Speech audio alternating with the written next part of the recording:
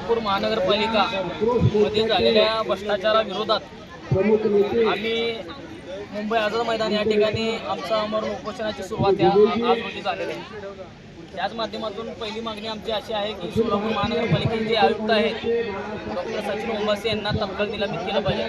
त्याच माध्यमातून नगर अभियंता, सार्वजनिक आरोग्य अभियंता व PWDचे अधिकारी या सर्वांना तत्काळ निलंबित करून जे कोट्यवधी रुपयाचा भ्रष्टाचार करणारे जे अधिकारी व ठेकेदार आहेत त्यांच्यावर फसवणुकीचा आणि अट्रॉसिटी अंतर्गत गुन्हे दाखल झाले पाहिजेत। महत्त्वाचे अंदाजे आम्ही नाही का माहिती अधिकारामध्ये माहिती काढली, जवळपास 7,000 कोटी रुपयाचा भ्रष्टाचार सोलापूर महानगरपालिकेमध्ये झालेला आहे। त्याच माध्यमातून हे लोक 4,000 कोटीपर्यंतचे आम्हाला डॉक्युमेंट्स दिलेले आहेत, प्रॉपर आम्हाला कागदपत्र अजून दिलेले नाहीत।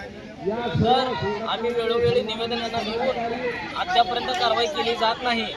त्याच माध्यमातून आम्ही मार्चमध्ये आमरण उपोषणाला बसलो होतो, तरी आम्हाला त्या लोकांनी लेखी दिली, आयुक्तांनी त्या संदर्भात चौकशी अधिकारी नेमले, पण 8 महिने पूर्ण होऊन सुद्धा यात आज तक कारवाई केली जात नाही। सार्वजनिक बांधकाम विभागाच्या माध्यमातून या लोकांनी आम्ही गेल्या महिन्यात उपोषणाला बसलो होतो, लेखी स्वरूपात म्हणणं तर दिलं, पण उपअभियंता आमचं म्हणणं असं आहे की मी माझ्यावरच कारवाई करून घेऊ का, म्हणजे जेणेकरून तुम्ही भ्रष्टाचार कारभार करणार आणि कारवाई करा म्हणल्यावर मी माझ्यावर कारवाई करून घेऊ का, हे कितपत योग्य आहे। सोलापूर शहरामधल्या सोलापूर सर्व नागरिकांचा या ठिकाणी पूर्ण फसवणूक झालेली आहे।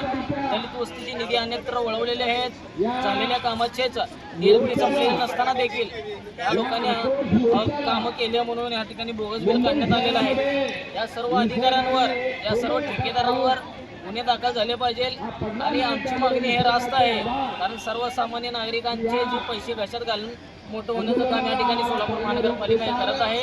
तर सोलापूर महानगरपालिकेला सोलापूरला नाव देता या ठिकाणी भ्रष्टाचार कारभार म्हणून नाव सोलापूरला देण्यात यावं, मी असं मुख्यमंत्र्यांना विनंती करतो।